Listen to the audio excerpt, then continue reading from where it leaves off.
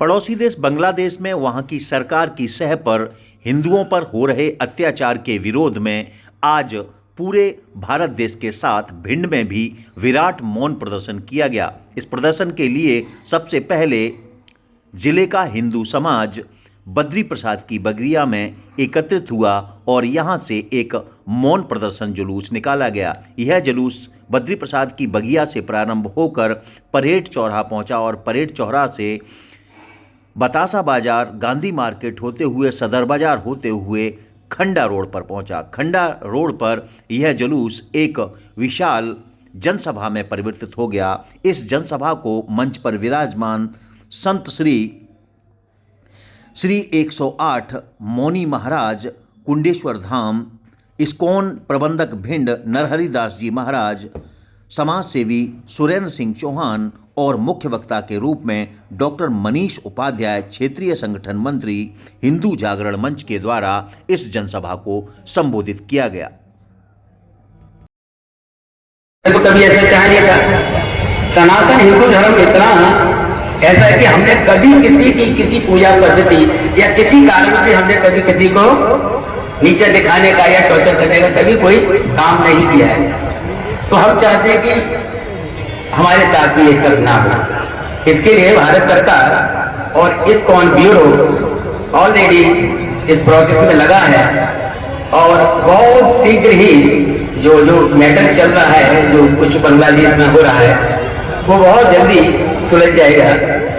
और ऐसी हम कामना करते हैं और भगवान से प्रार्थना भी करते हैं कि ये जो चल रहा है, जो अत्याचार, वो शीघ्र बंद हो।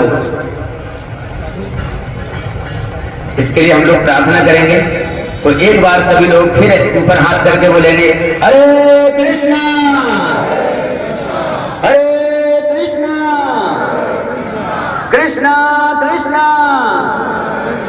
हरे हरे हरे राम हरे राम राम राम हरे हरे हरे कृष्ण। धन्यवाद।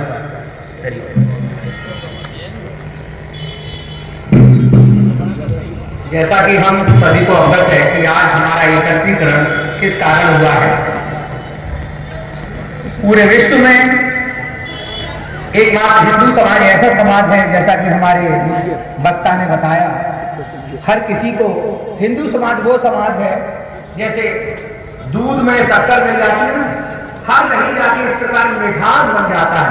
जिस देश में रहते हैं हिंदू भाई, उस जगह अपनी मिठास को बांटते हैं और उसमें अपने देश के सहयोग करते हैं। लेकिन आज पूरा विश्व और पूरे विश्व का मीडिया चुप बैठा है जिस प्रकार बांग्लादेश में हिंदुओं के साथ अत्याचार हो रहा है। इस कारण आज हम सब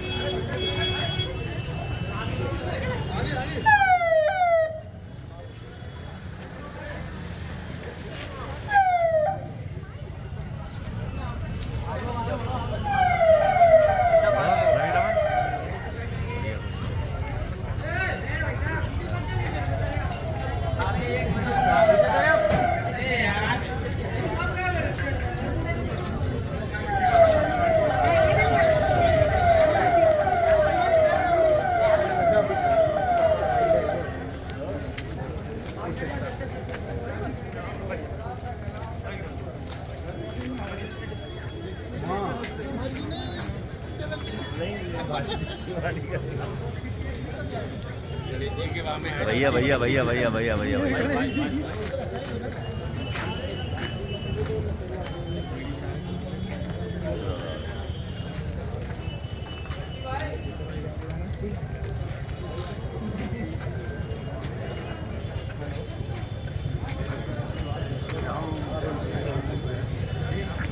वेरी गुड।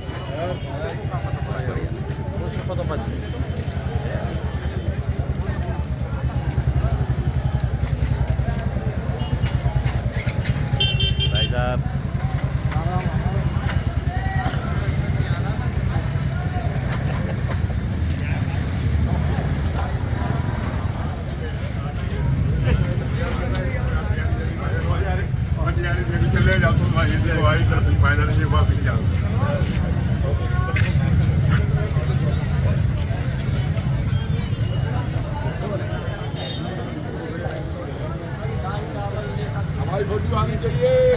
क्यों नहीं आएगी आपकी भाई साहब, आप तो सब कुछ है। जय श्री राम, जय श्री राम।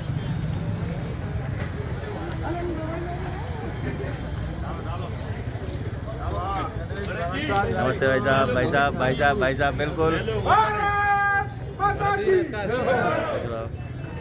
नमस्ते साहब।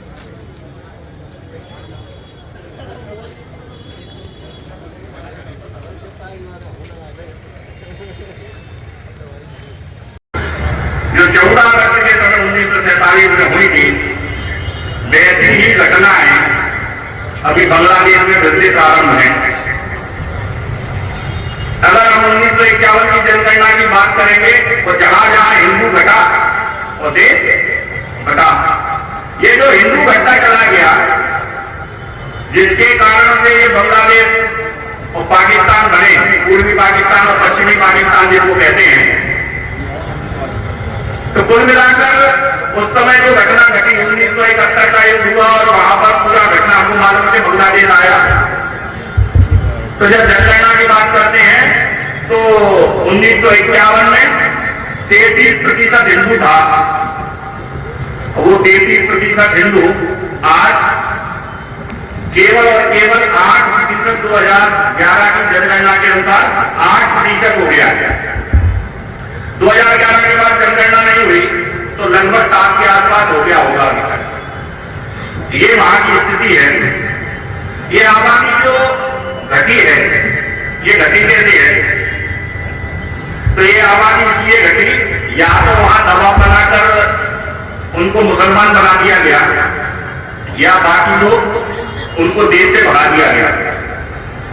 1974 में जब 71 की घटना आती है और बांग्लादेश बनता है, तो 1974 में बांग्लादेश में एक कानून आया। कानून ऐसा आया कि जो बांग्लादेश से चले गए हैं, उनकी सारी जमीन, उनकी सारी संपत्ति वहां की सरकार लेकर वहां पर मुसलमानों को दे देगी। ये जो कानून बना, इसके कारण से भी वहां के स्थानीय लोगों ने, मुसलमानों ने हिंदुओं को मार मार के वहां से भगाना चालू किया, जिससे ये सारी संपत्ति उनके हिस्से में आ जाए और सरकार ने वो संपत्ति दी गई। ये जो मैंने शुरू में कहा कि 78 वर्षों बाद फिर से वैसा ही वातावरण निर्मित हो गया है। अगर इतिहास की बात मैंने जो कही 1974 71 के समय जो हुआ, 71 में जब बंटवारा हुआ, तब भी सेना ने बहुत अत्याचार किए और 30 लाख हिंदुओं की हत्या कर दी गई। और जैसा 1947 में बंटवारे के समय हुआ, उस समय जो चीखें सुनाई देती थी, जो रूह कपा देने वाली घटनाएं दिखाई देती थी, वो सारी की सारी वैसे ही आंखों में आंसुओं की धारा और वैसे ही जो महिलाएं मातृशक्ति उसके साथ बलात्कार, विवश बलात्कार करके उनकी लाशों को वैसे ही फेंका जा रहा है जैसे उस समय फेंका जा रहा था। और सरकार और शासन रूप दर्शक बने हुए इस सारी प्रक्रिया को देख रहे हैं। ये जो सारा चल रहा है, ये फिर से पूरा का पूरा अपने सामने है।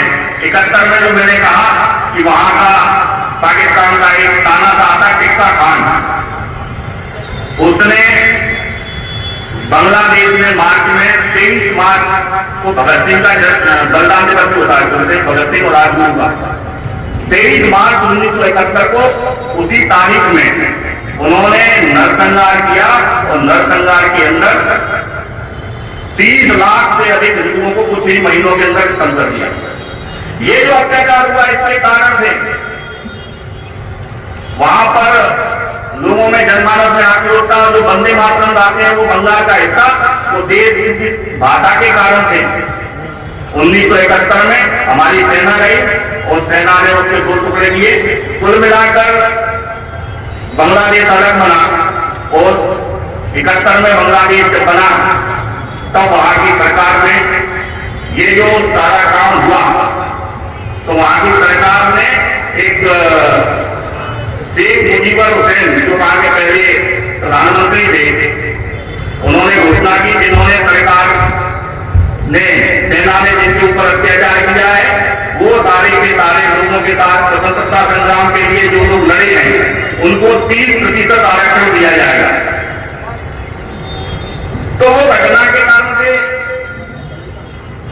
शेख हसीना सरकार ने 30% जो आरक्षण था वो खत्म किया गया था। वैसे सरकार आने के बाद वहां पर उसको लागू किया और उसको लागू करने के बाद क्योंकि हिंदू वहां दबा नहीं, 30 लाख लोगों के खत्म होने के बाद भी दबा नहीं, इतने सारे लोग मारे गए तो भी डरा नहीं, वो अपना जो पूरा का पूरा उसी मातृभूमि के लिए डटा रहा और सनातन की परंपरा अपने देश के लिए वो छोड़ के भागा नहीं।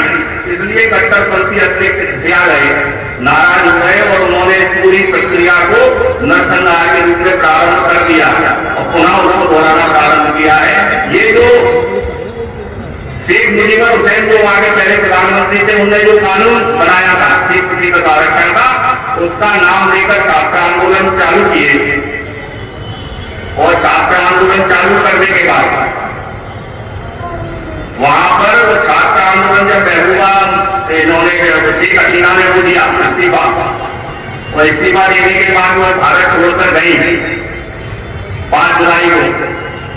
तो 5 जुलाई से जब उन्होंने अपना भारत में आई और बांग्लादेश छोड़कर शरणार्थी भारत में बनी तो जो आंदोलन था वो छात्र आंदोलन दिशा बदल के और योजना पूर्वक पहले से ऐसा ही था होता है।